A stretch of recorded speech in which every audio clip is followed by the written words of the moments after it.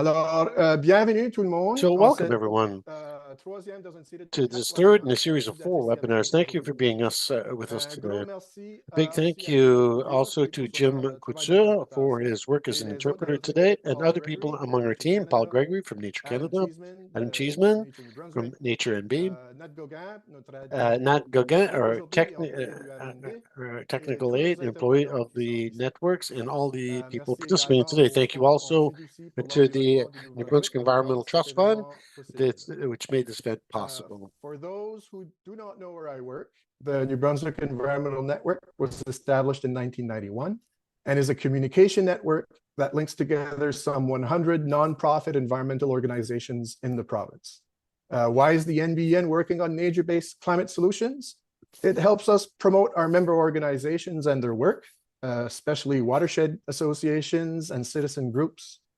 Also, for nature-based climate solutions to be effective, communication and cooperation with many different groups, i.e. public, private, government, must be at the core of the solution. And finally, nature-based climate solutions are not only cost-effective and last longer than conventional gray infrastructure projects, but also address climate change and sustainable development goals.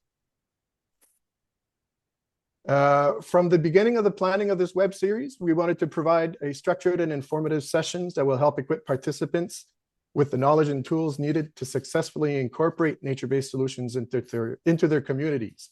It aims to educate participants on the benefits and implementation of nature-based solutions, provide case studies and practical examples of successful integration, and discuss the financial, environmental, and social advantages of nature-based solutions, including avoided costs from extreme weather events and reduced liabilities. With this in mind, we developed this 4-part webinar series, and welcome to part 4. So part 4 is our digital workshop. So whether you're a nature group who wants to work with your municipality or a municipality that wants to work with a nature group, there are great resources out there, not only digital, but also human. If you're looking for help, you can contact us at the NBEN, as well as Paul Gregory from Nature Canada. We're here to help, providing guidance and support to nature groups looking to collaborate with their local governments. If you'd like to connect, please do so. So today, we have 3 great other resources and terrific individuals as well, who want to present these digital tools to you. So the first person, I guess, I don't know why I just called myself a wonderful individual, but I'll leave that to you to figure out if that's true or not. I'll be presenting to you the benefit cost analysis tool for nature-based solutions that we're hosting on the NBEN website. Following me will be Jenna Miller from CLIMAtlantic, who will be presenting and talking about the Coastal Adaptation Toolkit. And finally, we'll have Arshad Akhtar from the Federation of Canadian Municipalities talking about their Building Climate Resilience into Asset Management online course. So I'm going to transition to my nature-based solution slide. Fast forward a bit. So we've been working on nature-based solutions at the NBN since 2016, working with Nature New Brunswick. In 2018, we started working more closely with land use planners, engineers, and technicians, as well as landscapers and nurseries in Atlantic Canada.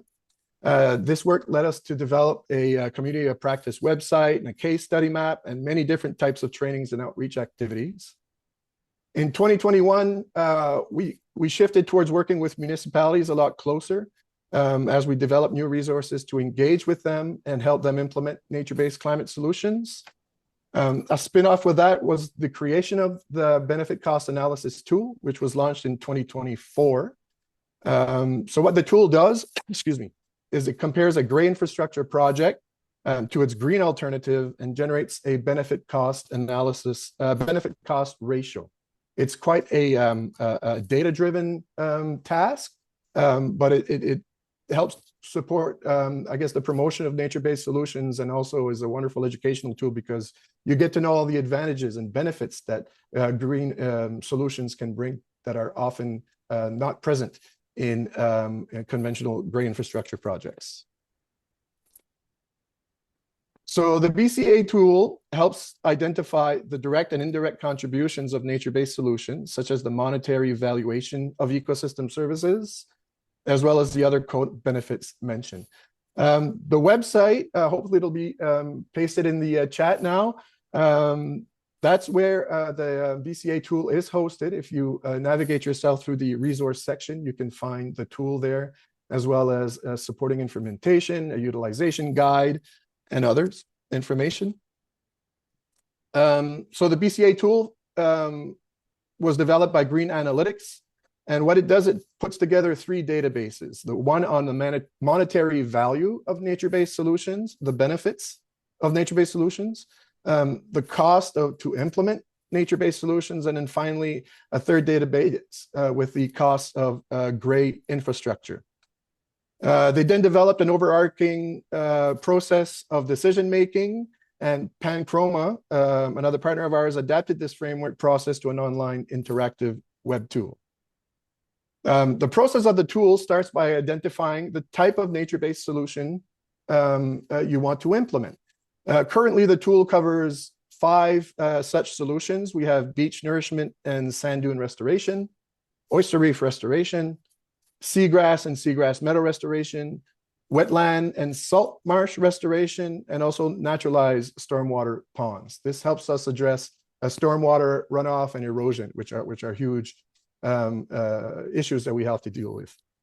We're actually looking at expanding this and possibly including 4 other categories. We're looking at rivers and floodplains, urban green, which would be green roofs, greenways, tidal wetlands and peatland preservation, and living shorelines. So after you've selected what type of nature-based solution, you then identify the benefits you expect the project will bring forward. The tool then finds all the values in the benefits database relevant to the type of green infrastructure project you're planning. You can then choose the value that makes most sense for your project. Once that is done, you identify the avoided gray infrastructure costs, the cost that you are avoided by implementing its green alternative, and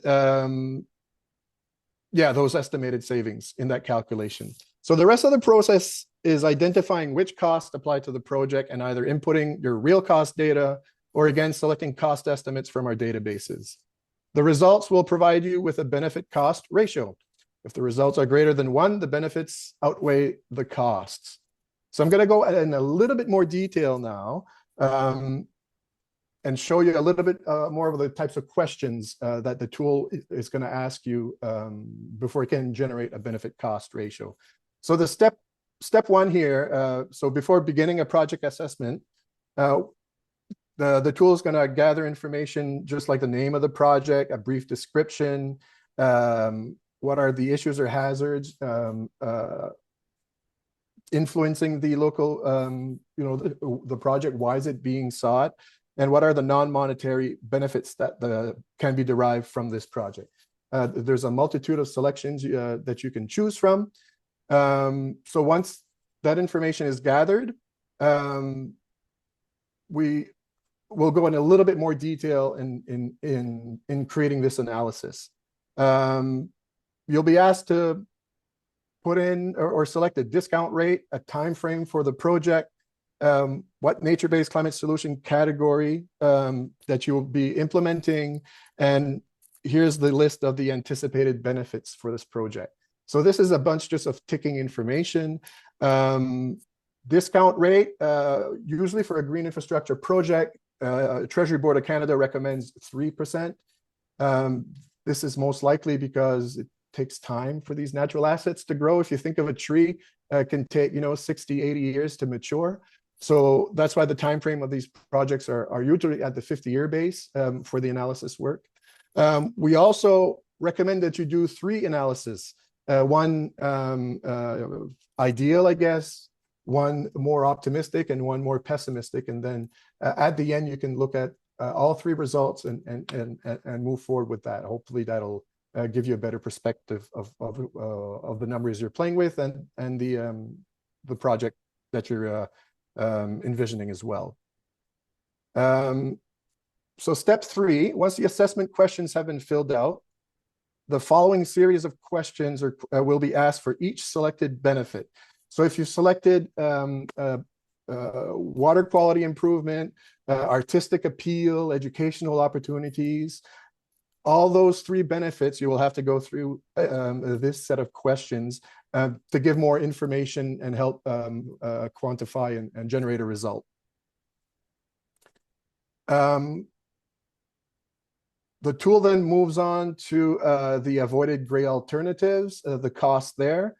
So again, identifying the avoided construction, putting actual numbers there or pulling numbers from our database, and feeding the tool again to generate that benefit cost ratio.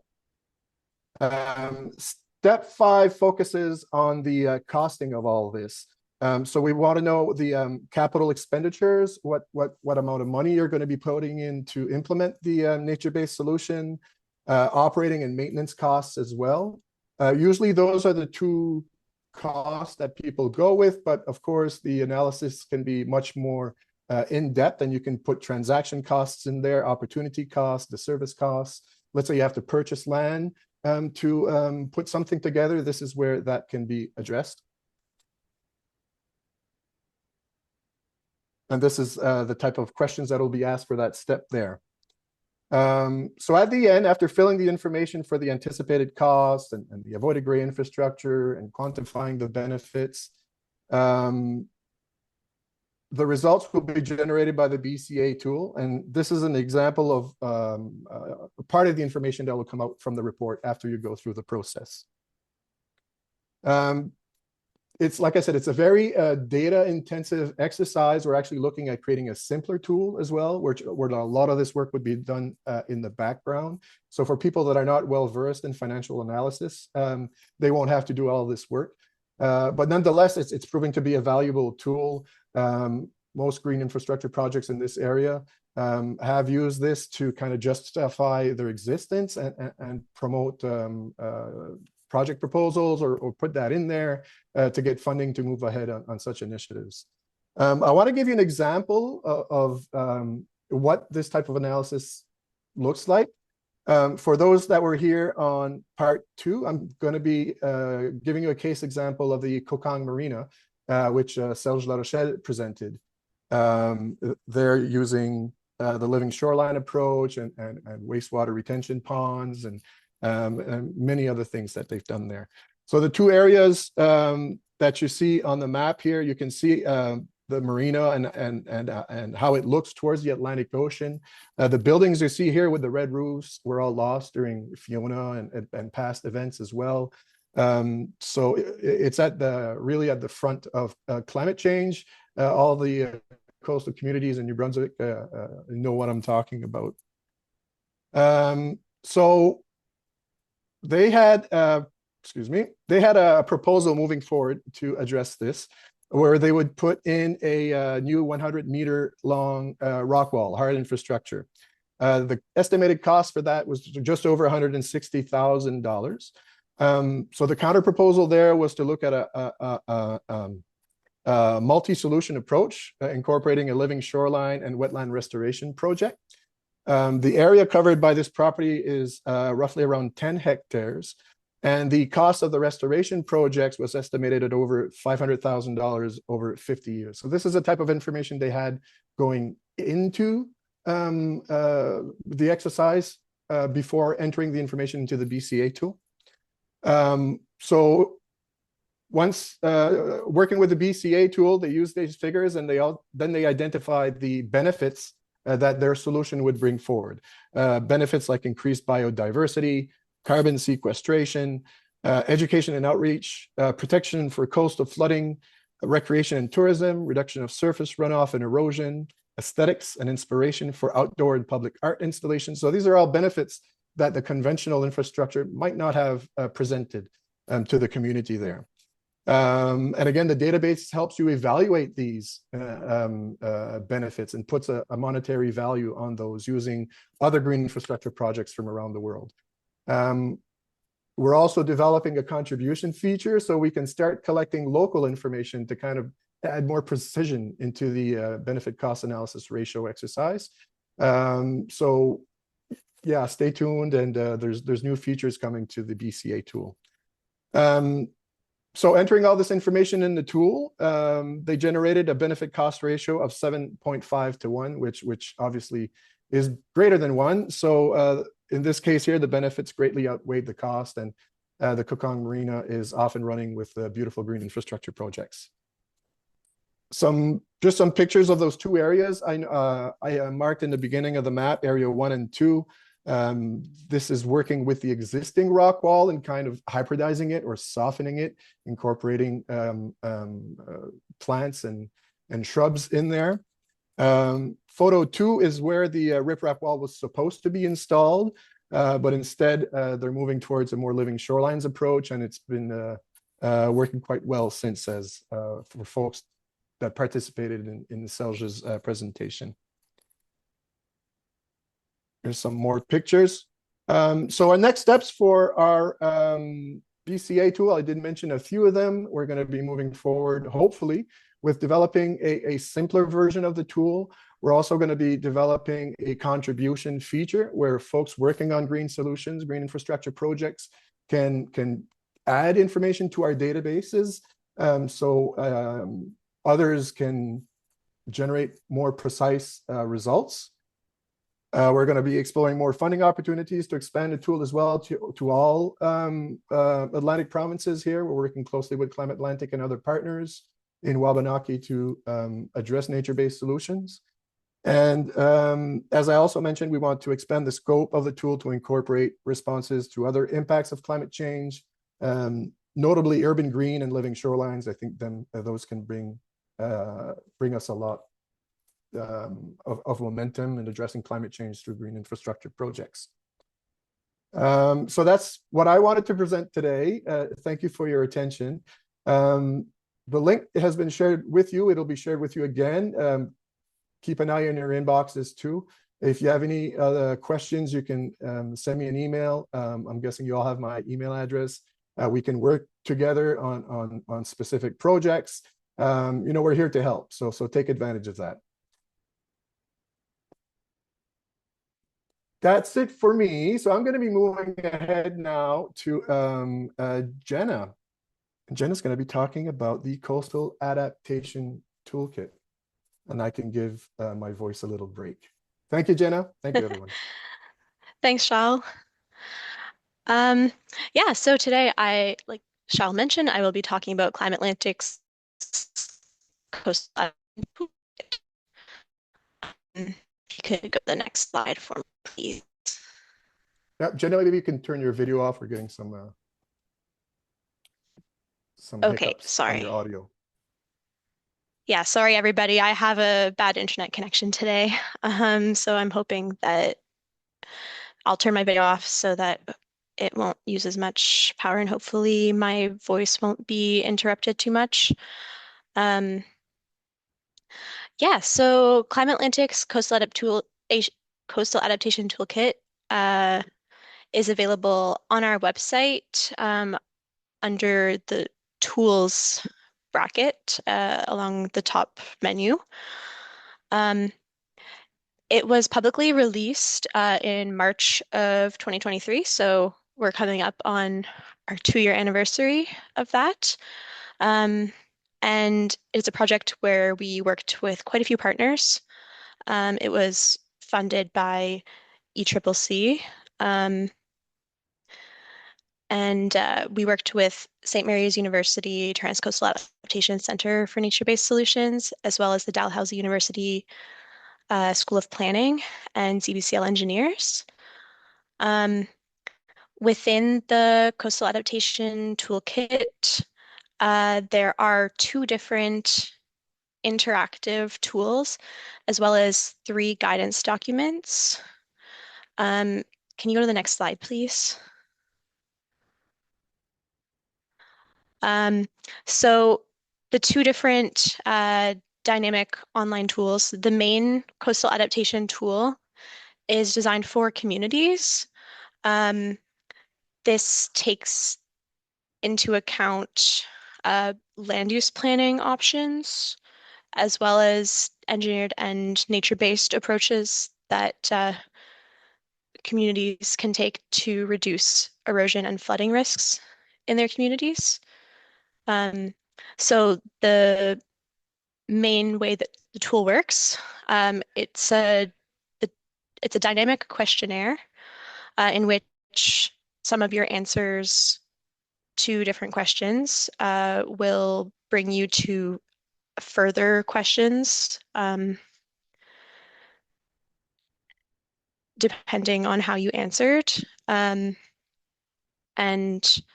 then we also have a simplified version of the tool that's designed specifically for property owners that takes out the land use planning side of things that's present within the community tool, since no individual property owner can do land use planning or community scale things. Can you go? Oh, sorry, actually. And yes, I also mentioned that there are 3 guidance documents that go along with the toolkit.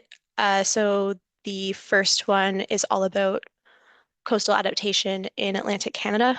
It gives a background on how climate change is impacting Atlantic Canada's coasts, different processes of coastal erosion and coastal flooding, which are what the tool deals with, the impacts of,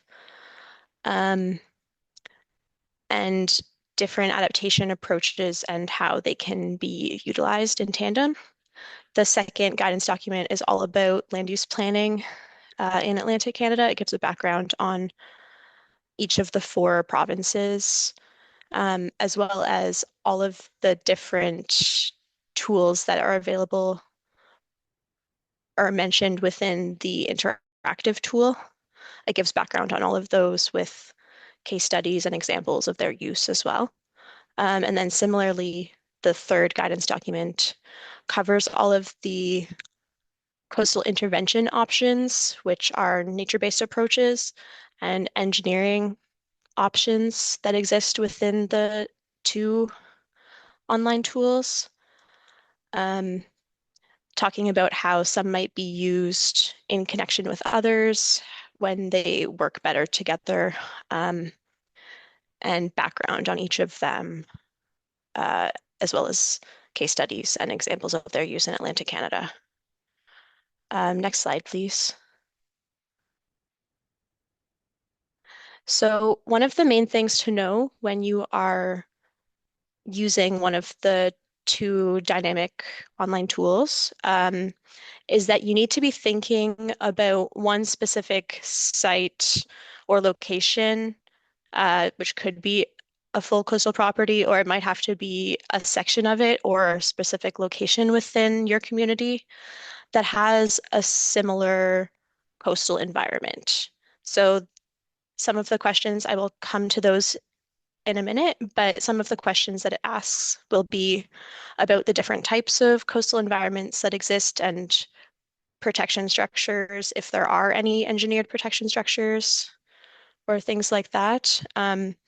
And the tool can't discern between different pieces of your coastline that might have different things going on. So what you need to do is think of one specific site or location that has a sort of uniform environment or structure or not. So in this example, or in these examples, one of the locations within the dotted box where the environment differs from like the wide open beach on one side adjacent or the arbor rock on the other side. And this is just to give you the best possible results when going through the tool. And then the suggestion is that if you have multiple different types of coastal environments, to run through the tool multiple times for each of those individual sites.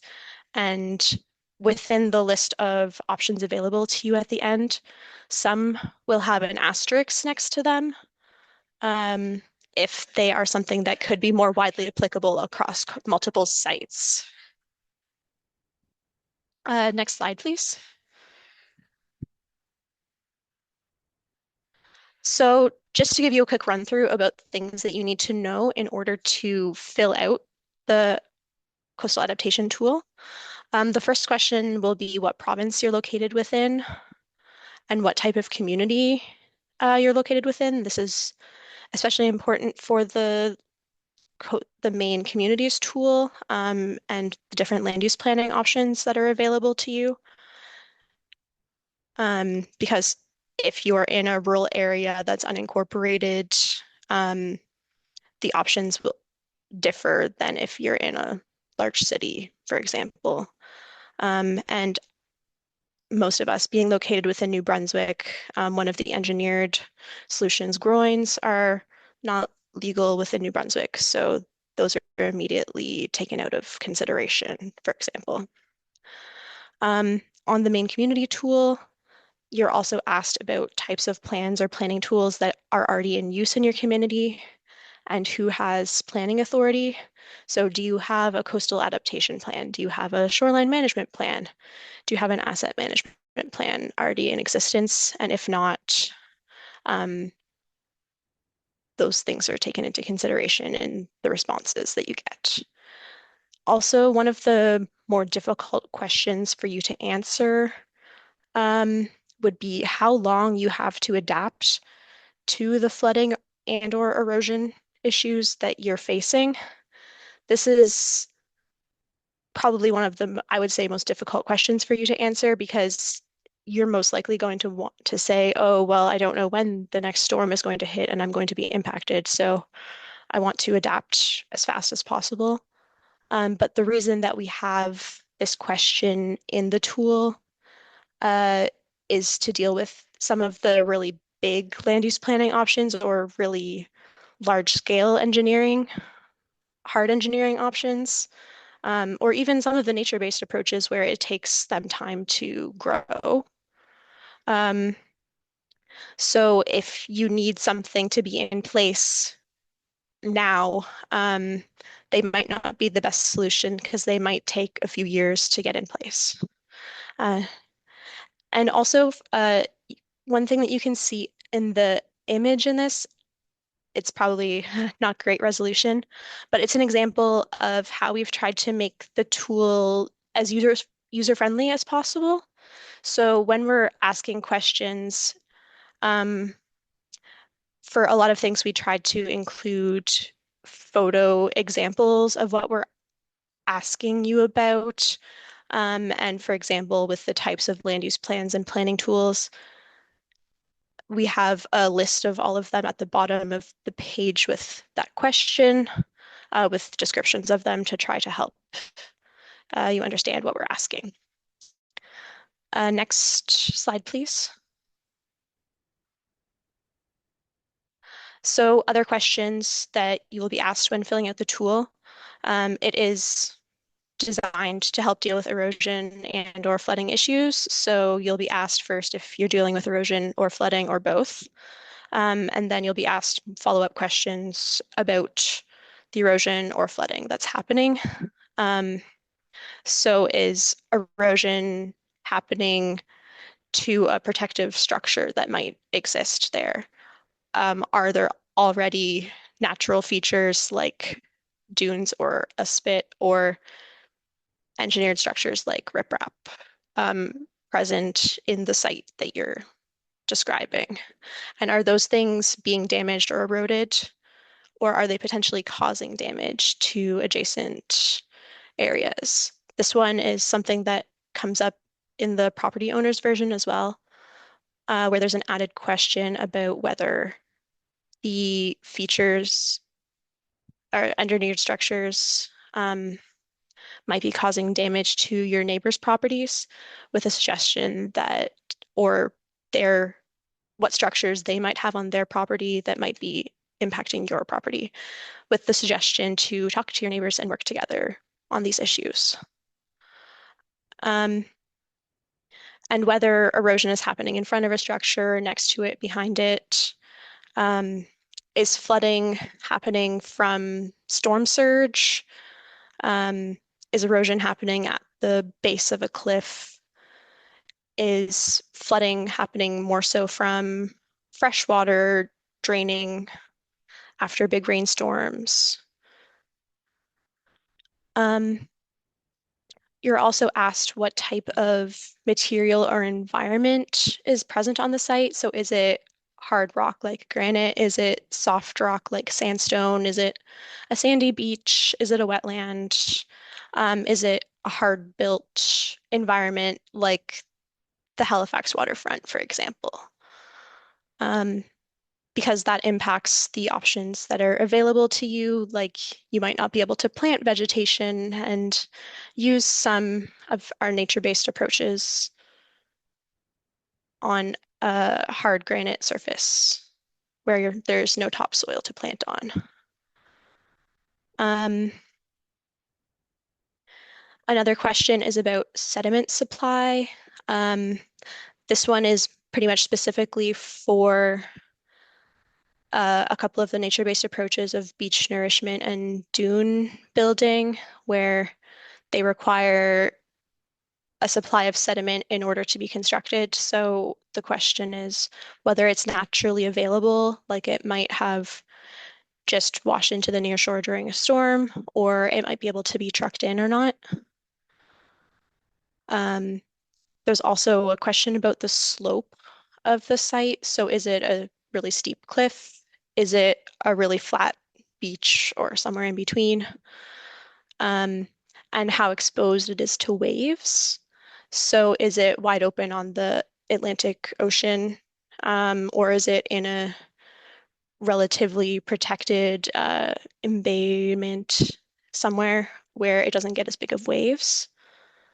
Um, and that could be impactful to some of the more nature-based approaches as well, where bigger waves aren't as conducive to their ability to grow because they're more likely to be impacted and washed away by large waves. And finally, there's a question about whether retreat is possible on this site if there is already infrastructure that's at risk. And this is probably the only question in the questionnaire where saying no isn't going to take away retreat as a possible option for you. Retreat is the one option in the tool that will always be listed as possible. Or at least there'd be a little bit of concern if you say no. Next slide, please. So overall, after you answer all of these questions, you're presented with the results in the form of a really long list of 27 possible engineering and coastal intervention options, which are nature-based approaches. There are 5 different nature-based approaches and another 5 that are hybrid between hard-built and more green nature-based out of those 27. And then in the community tool, there's 34 different land use planning tools. And these are all listed by how well ranked they are for you. So those that are good or have or are most optimal would be at the top of the list, and so on and so forth. And important in the consideration of the nature-based approaches versus hard-built structures is that there are some extra things that are built into the background of the tool. Other considerations that aren't taken into account by the questions, things like aesthetics and swimming safety and impacts on biodiversity, where a lot of the hard-built, hard-engineered structures will have will never be listed as good options because of their negative impacts on these things. So that's just something to note. And yeah, these results, like I mentioned, if they are applicable across multiple sites, there will be an asterisk next to their name.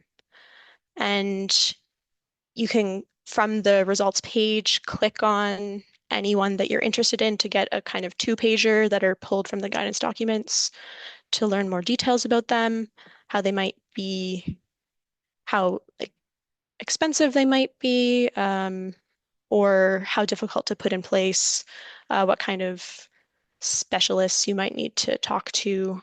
And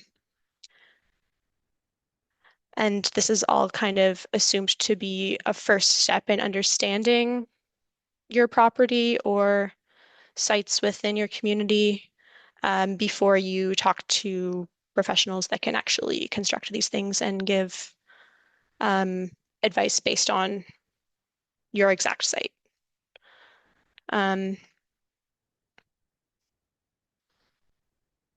Yeah, that's most of what there is to know about the coastal adaptation tool. Your results are downloadable in PDF form and in an Excel file that you can manipulate and look at. And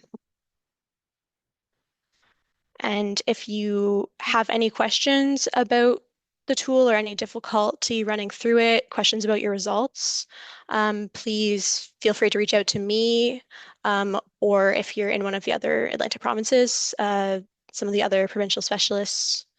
But you can always reach out to me about it. And we're happy to run through the tool with anybody one-on-one who's looking for help with it, or to help analyze your results if you have questions about them. And yeah, here's my contact information. Thank you. Thank you, Jenna. I've used the tool. It's quite useful. Again, like the BCA tool is the educational component that's behind it. Once you go through the exercise, you learn a lot as well. So thanks for that. I'll be sharing all the presentations as well at the end. So you'll get all this contact information then. So let's move on to our third presenter today. Thanks again, Jenna. Thank you. Arshad. I'll upload his presentation here. So as I mentioned, Arshad's with the Federation of Canadian Municipalities, and he's going to be discussing their new online course entitled Building Climate Resilience with Asset Management. Over to you. Thank you, Charles. Good afternoon, everybody. My name is Arshad Akhtar. I've been at FCM for about 1.5 years now. And this course that I'm going to be sharing with you today was actually the first project that I worked on. So I'm really excited to have this opportunity to introduce the Building Climate Resilience with Asset Management, or BICRM course, with you today. Before I do get into my presentation, I have a very quick request for the attendees here. Some of our team members are trying to gather some basic stats to help us understand the reach and impact of this course. So I would really appreciate it if you are willing to share your name, gender, organization, and email with me. And I want to be very clear that we're not going to be using your data to put you on any mailing list. The information will only be used to see which participants go on to take the course. And again, this is completely optional. It's going to help us track the course of the impact. So if you are comfortable, please share that information with me in the private chat. So now that we have that out of the way, let's get into my presentation. So in the next 15 minutes or so, I'm going to walk you through what the course is all about, like why it was developed, how it can help municipalities integrate climate considerations into asset management, the 12-step framework that it's built on. I'm also going to give you an overview of the course structure, the key features, how you can access it. And then hopefully by the end of the session, you're going to have a clear understanding of how this course can support your municipality in building climate resilience through asset management.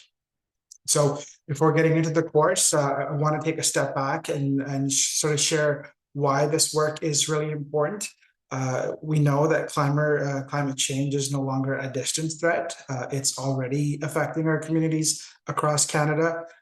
More frequent and intense weather events like flooding, wildfires, and heat waves are putting a significant stress on our municipal infrastructure and services. Aging infrastructure is particularly vulnerable. And we're also noticing that the negative impacts of climate are often felt by those who are already at risk. So, for example, during a flooding event, our seniors who may already have limited mobility and rely on public transportation may find it increasingly difficult to evacuate. Also, the cost of inaction is quite high when municipalities don't plan ahead. They end up facing higher costs for emergency repairs, service disruptions, and infrastructure failures. So if you're in the municipal world, you know that reactive approaches are always more expensive than proactive planning. And that's not just in financial terms, but also in terms of communities' well-being and safety. So this is why municipalities need to take action now. And this course was designed to help them take that first step. And while it may not cover everything that you can do, it is a great starting point to show municipalities how you can take action so that your municipalities are more resilient and better prepared for the future. Next slide, please. So you might be asking, why do we need climate resilient asset management? Well, because climate change is already affecting municipal infrastructure and services, and these impacts will only increase over time. So if municipalities aren't considering climate in their long-term planning or decision-making processes, they're risking service disruptions, higher maintenance costs, and infrastructure failures that could have been prevented. Asset management, as we know, is fundamentally about long-term planning and informed decision-making. Traditionally, we would focus on things like service levels, the condition of your infrastructure, the life cycle costs of assets, and the risks and how to manage them. With climate change, we're seeing new challenges come up: extreme weather, shifting temperatures, changing precipitation patterns. They're directly affecting how infrastructure performs and how they're able to provide service. So by adopting a climate resilient asset management approach, municipalities can proactively identify risks. They can optimize their infrastructure investments, and they can build more resilient communities. And this is going to result in them being able to maintain reliable services, reduce costly emergency repairs, and ensure that their infrastructure will be able to withstand the impacts of a changing climate. Next slide, please.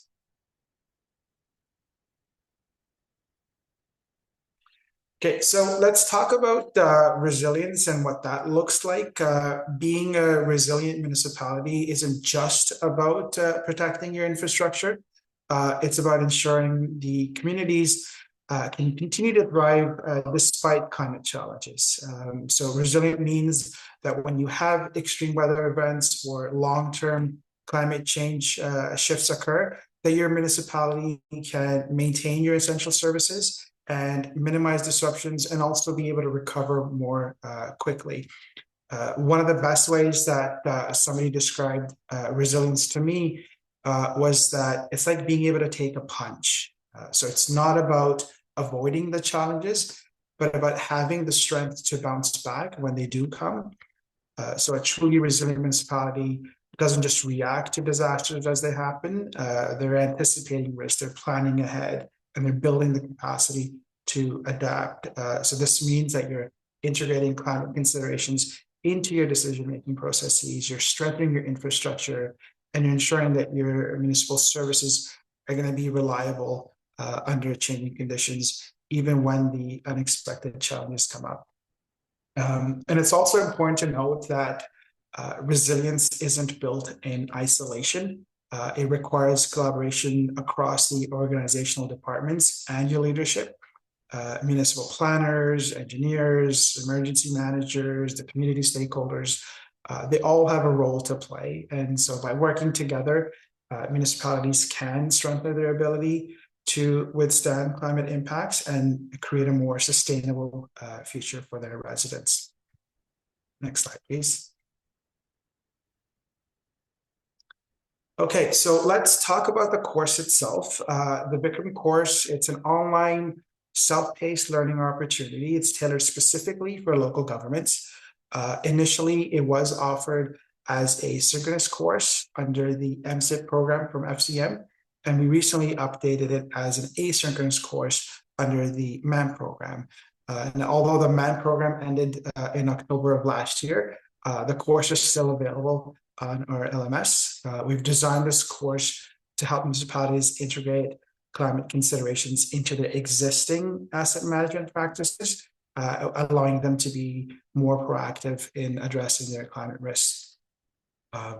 The course is built on a 12-step framework, and it comes from a guide called Guide for Integrating Climate Change Considerations into Asset Management Plan, and this guide was also developed under the MSIP program. The content of this course, it's informed by best practices. We've included practical real-world examples that show municipalities how they can take action now to build resilience and adapt to future climate challenges. And also, the course is available in both English and French. Next slide, please. Thank you. So the course is made up of 10 modules. Each one is designed to take about 30 to 45 minutes to complete. The first 2 modules, they cover foundational concepts. It gives the learners a solid understanding of the key principles. And then the remaining modules dive into the 12-step framework in greater detail, which offer practical guidance on how to apply it. And to support your learning process, we've included an activity book that's going to help the learners connect the concepts to their own municipality. Additionally, we've also introduced a fictional municipality called My Town, which shows how a community can implement the framework. So through My Town, we not only walk through the 12 steps, but we're also highlighting some of the common challenges that municipalities face. And then the course also offers solutions to overcome them. Next slide, please.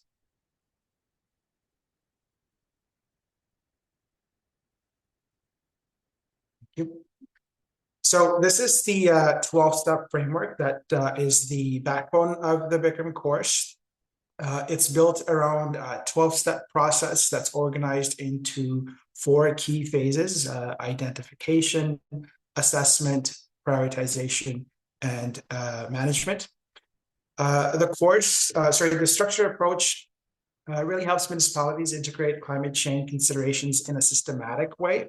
So by following these steps, your municipality can effectively address climate risks and ensure that service delivery is going to remain sustainable in the face of changing climate conditions. And I'm going to get into the 4 phases and the steps in the next few slides. So next slide, please. So the first phase is identification, and this phase lays the foundation for climate resilient asset management. It consists of 5 key steps, starting with identifying the services that your municipality provides, and then the assets that support the service delivery. From there, the next step is to gather local climate data and assess which climate hazards could impact your community. And then the final step focuses on defining your current and target levels of service.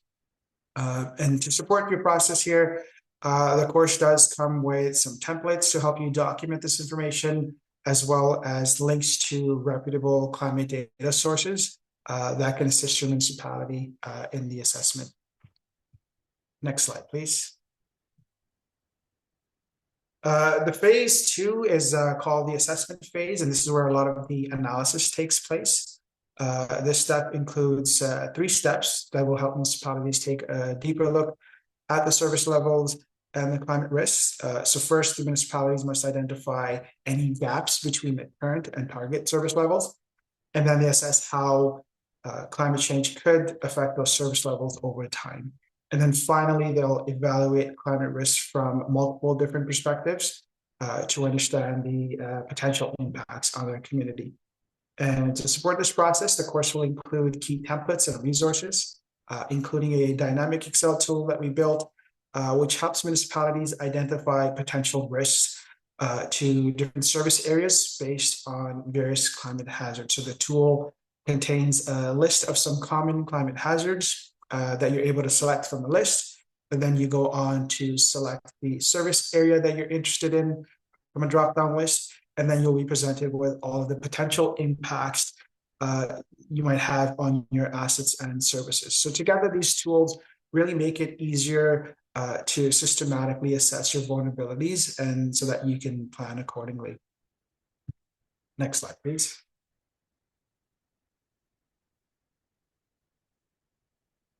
So the prioritization phase consists of two key steps. So once the municipalities have identified their climate risk and their service level gaps, the next step is to develop and prioritize solutions. So these solutions could include retrofitting your infrastructure, integrating nature-based solutions, or making updates to your policies and processes to enhance resilience. And the course will guide participants through this decision-making process, helping them assess and prioritize actions based on factors like cost, effectiveness, and social and environmental impacts. And again, to support this, these modules include templates that will help municipalities document and rank their actions in a structured way.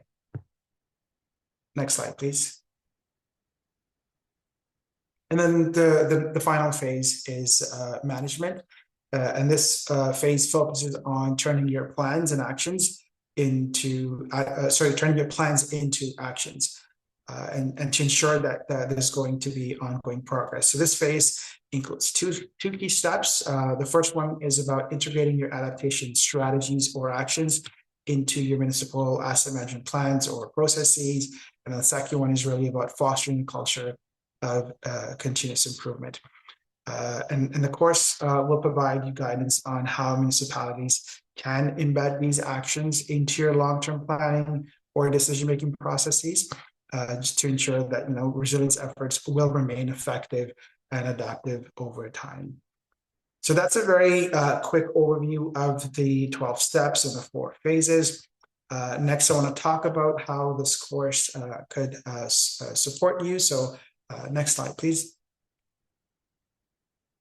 So, like I said, the Bikram course is really designed to be practical, and it is a long-term resource that you can revisit throughout your adaptation journey, rather than completing it all at once.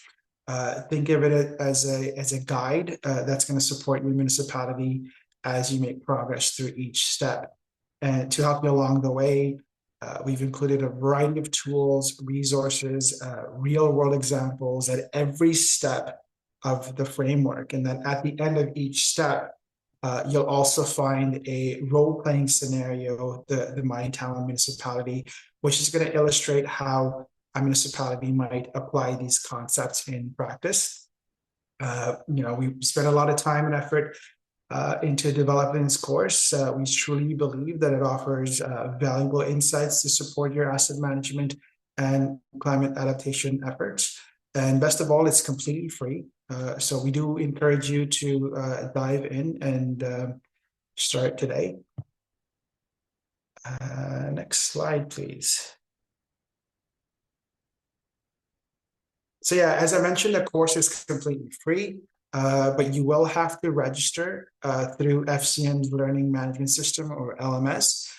If you've taken an FCM course before, there's that first link you see on the screen. The second one, if you haven't taken it, if you're new to the platform, you'll need to complete a registration step before accessing. So that's the second link.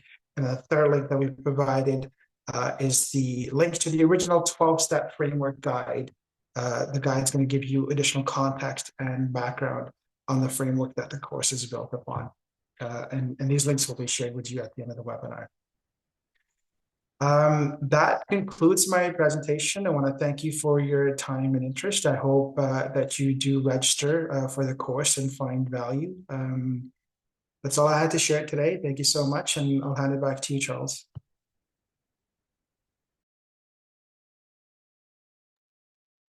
Thank you, Rashad. Thank you, Jenna. I'm looking at the time. I don't think we have much time since this is the last of our 4-part webinar series. I have a lot of notes to and people to thank. But if you do have questions, feel free to send them to anybody that's been on presenting today. Just send them directly to them. Thank you, Jenna. Thank you, Arshad, for your insightful presentations. That course, Arshad, looks very interesting. Special thanks to James as well for his interpretation work today. And to Nat for providing technical support. Also a big thank you to Nature Canada, Paul Gregory there, and Nature New Brunswick, Adam Cheeseman, who greatly contributed to creating this webinar series. I also want to extend my gratitude to everyone who participated. Thank you for joining us in exploring nature-based solutions over the last 4 weeks. Whether you're just starting or already working on a nature-based climate solution project, as you can see, there are resources and a network of support available to help you succeed. Reach out to any of the organizers on this web series. Share your project on Nature Canada's natural project map. Take advantage of these tools that we've presented to you to strengthen your impact. Through sustainable and eco-friendly architecture, we can work in harmony with the environment to create a more balanced and resilient future. By embracing nature's wisdom, we can improve our well-being, lower our ecological impact, and deepen our connection to the world around us. Together, let's aim to build communities that flourish in synergy with nature, ensuring a healthier planet for future generations. Everybody, thank you once more. Be well, everyone. Bye.